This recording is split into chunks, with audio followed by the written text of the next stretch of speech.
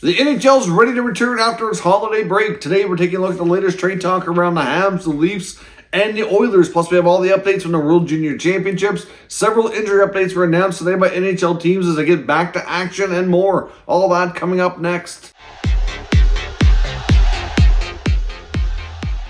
So welcome back to another video here at Top Shelf Hockey. As I mentioned, we have a variety of NHL news and some trade talk, World Junior stuff. Lots to cover here today as the NHL gets back to action after its holiday break. And of course, we get the World Junior Championships taking place as well in Canada on the East Coast between Moncton and Halifax. The first day of the World Juniors provided lots of highly entertaining hockey and some surprises and some upsets for sure. We saw the early game was Switzerland defeating Finland 3-2 in overtime. The Finns were certainly surprised. The Swiss team certainly appears to be pretty solid. I know in their second game, which is not completed as of yet. We'll recap day 2 action later on in the next video. But they're again putting up a good fight against the Latvian team in overtime as I start to record this video as well. So certainly some surprising moments for sure. The Sweden team defeated the Austrian team 11-0, so no huge shocker there. The Swedish team tends to always do really well and never really hardly loses in the round robin action, but they tend not to win the gold medal either, so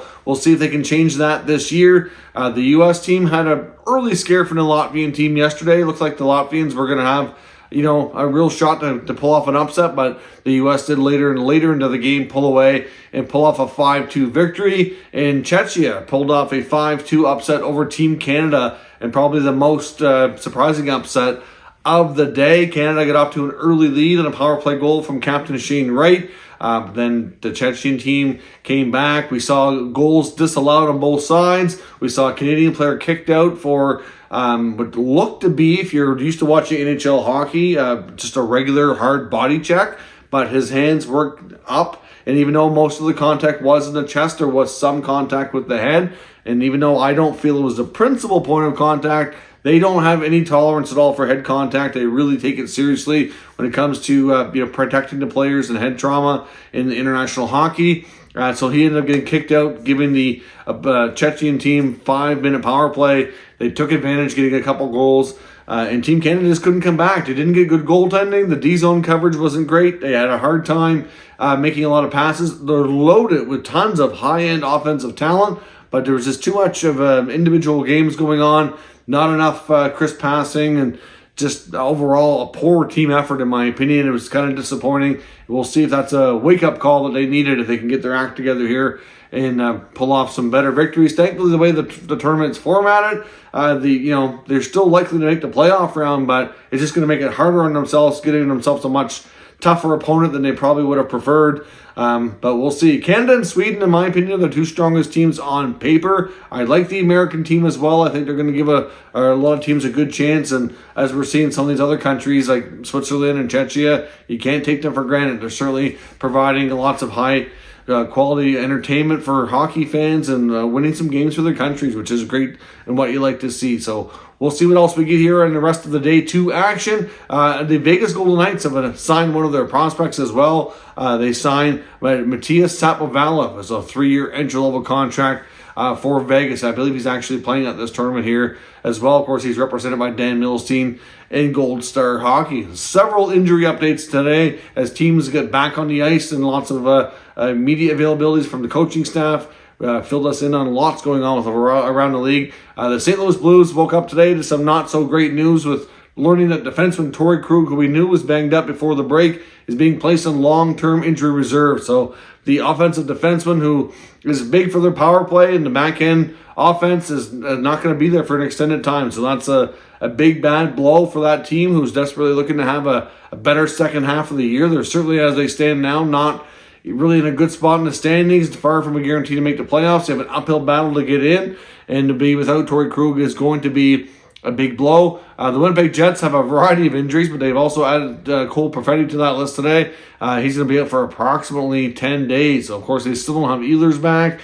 Wheeler is still out for a while, and a few others. So to lose Perfetti is also a big blow. The Devils have their fair share of injuries now as well, and you can add another defenseman to that list. Of course, we already know Marino's out for a while. Now Ryan Graves is out as well, and he's out week to week. So that's more bad news for a Devils team that even though they had a bad start to the season, then they had a really big, really solid stretch where they were on a heater for what appeared to be like 20 games, winning majority of them. They have been suddenly on a skid the other way for the last 6-7 games going into the break. So that's not good news to have the injuries start to pile up as well. LA Kings forward Trevor Moore is going to be out tonight. There is concern he could be out a little bit longer, maybe miss another week or so. So we'll see about that.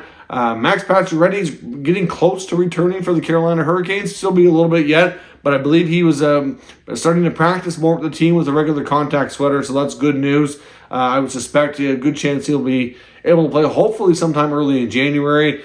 Same goes for Red Wings forward Jakub Vrana, who we know was away from the team for an extended time on the personal program through the NHLPA with the assistance program, and he's back. We know he was released from the program. He's going to the AHL on a 3-game conditioning stint, and hopefully, if everything goes well, he'll be able to get back into the Red Wings NHL lineup after that. So look for Vrana to hopefully make his Red Wings return sometime, most likely early in January. I said it's probably going to be another 3 to 4 games before he's ready.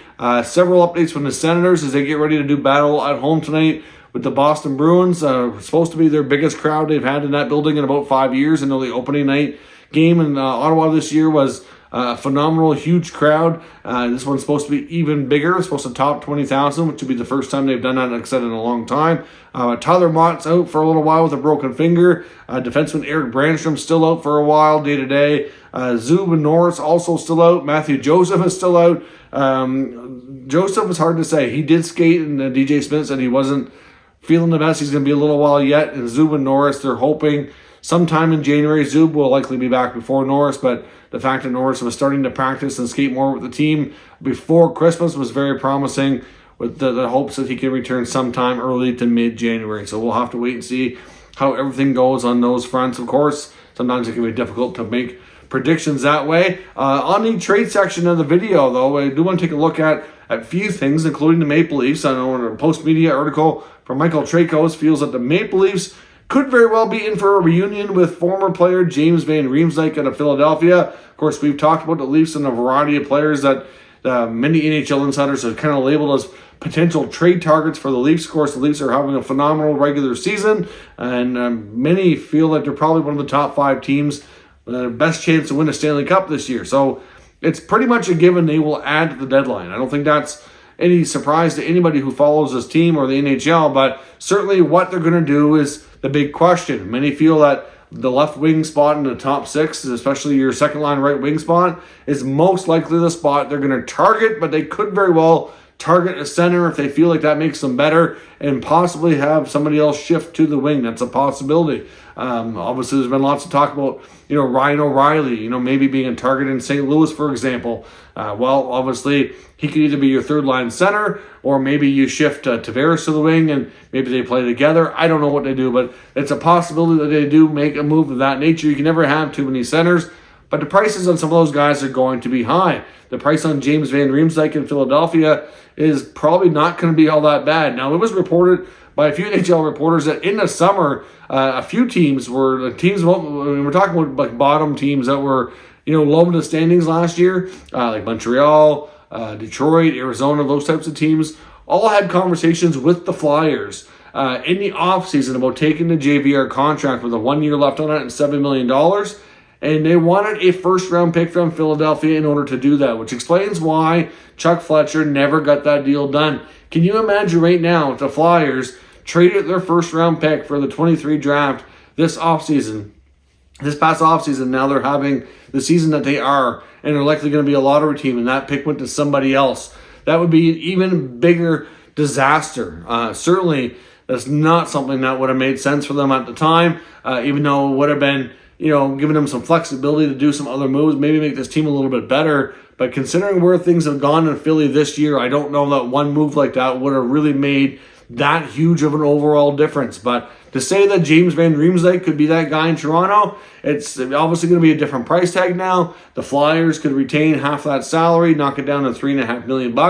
And I don't think the return would be overly steep, to be completely honest. But James Van Riemsdyk's a player who we know is familiar with Toronto. The team is very different, of course, since he's last played there. But some players been around a while, he would certainly have a little bit of familiarity with for sure. And, the city obviously was a place that he was familiar with, and the fans, I think, would welcome him back if they felt he could help. Has he slowed down a step? Sure, but he's still proven to be a fairly reliable goal scorer, someone who can help out on the power play, good in front of the net, good in tight, the same way he always has been in that sense, still producing at a decent level. Like I said, when it comes to the Leafs, I think there's an argument there that kind of deal would make sense to solidify the second line. He's also somebody you can move around a little bit, but they may opt for something a little bit higher end depending on what the prices are. It's really going to boil down to that, in my opinion. I think if they can get a bigger name, somebody who can play center or wing, or somebody with a little bit more versatility in that sense, they may go in that direction. But certainly I would not be shocked to find out that they've at least had conversations around it. Dave Pagnotta is reporting for the Edmonton Oilers that the asking price for Jesse Puljujarvi is a returning bottom six forward, because essentially that's what Puljujarvi has played for Edmonton for the most part. Anytime he has played up in the lineup a little bit and played with McDavid or Draisaitl at times, but certainly, for the most part, he's playing third line duty when he's in that lineup, and obviously they'd like to replace him with a different kind of player. Obviously somebody who can fit in better and hopefully produce more, and maybe somebody has some potential down the road as well. I don't know what kind of exact player it's going to be for sure, but the fact that they're looking for a comparable bottom six forward makes sense. They certainly don't want necessarily future considerations or a draft pick. I mean, they may end up going that road. Puljujarvi could end up being moved for whether it be a third, fourth round pick, something to that nature, and then maybe they turn around and flip that to some other team for another player that maybe works out. It doesn't have to necessarily be a one and done kind of deal. Maybe they get an asset for him that they use to get that other player back. But interesting to see that, that's what the asking price is. They're still working on finding him a trade. I still believe that he and his agent would like to see him get a fresh start somewhere else, which makes a lot of sense. I mean, it's not working out for him in Edmonton. And after the comments he made, though, to Finnish media, really doubting his future in the NHL and whether or not he's going to be able to stick around and be a productive NHL player, it certainly, I'm sure, gives teams a little bit of a red flag. But you know what? If you take him on for a cheap price as a project, try to rehabilitate his career, maybe they can find what's been missing and see if they can make him into a better player. But the asking price on Puljujarvi is not overly high. Pierre LeBrun on Montreal side of the business here in the Canadiens, we know that there's a ton of Habs players in the rumor mill. But according to LeBrun, a couple of names that they don't want to move, but I think they would if the price is right and they just couldn't refuse. But it doesn't sound like they really want to move Josh Anderson or Joel Edmondson, which kind of surprises me in a sense. Now, I understand they need some veterans around, but they have more than enough there in Montreal. I understand from Anderson's perspective, to be honest, if the team really wants Anderson bad enough and is willing to give you a decent return, I don't completely understand why they wouldn't trade him. I mean, it was the previous regime that signed him to that contract, and as much as I do like Josh Anderson as a player, I don't know that he's really going to fully live up to that contract. He's a player who has an injury history, often injured, but he can be an effective player. I can see him being a 20-goal scorer, a number of times before his career is over. But considering what he's signed for, the number of terms and money, I don't know. I mean, to me, I find it a little bit surprising that they're not overly interested in moving Anderson. There was a lot of rumors in the offseason that they had a lot of teams calling about him as well. And again, it's the same sort of response that they really weren't interested in moving on from Anderson. So I know at one point they've seen him as being the third piece in the Caulfield-Suzuki line, but they certainly haven't been playing them together in a while. Doc has played in that line more than anything else.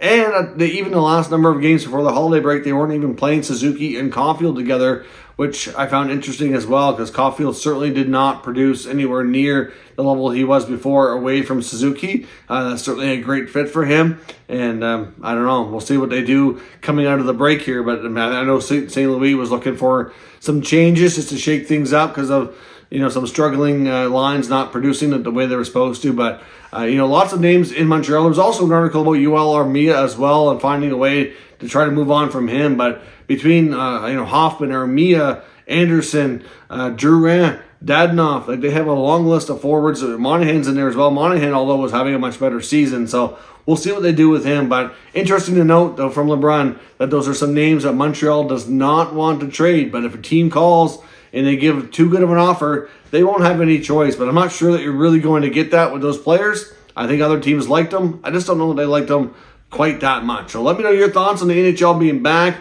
Of course, let me know if you're watching the World Juniors, what your thoughts are in the game action there so far as well. And we'll talk about it further down in the comment section. Of course, if you're new to this channel, make sure you subscribe, stick around. We'll keep you up to date with all the latest news, rumors, and analysis of all 32 NHL teams. Thank you for watching, and I will catch you next time.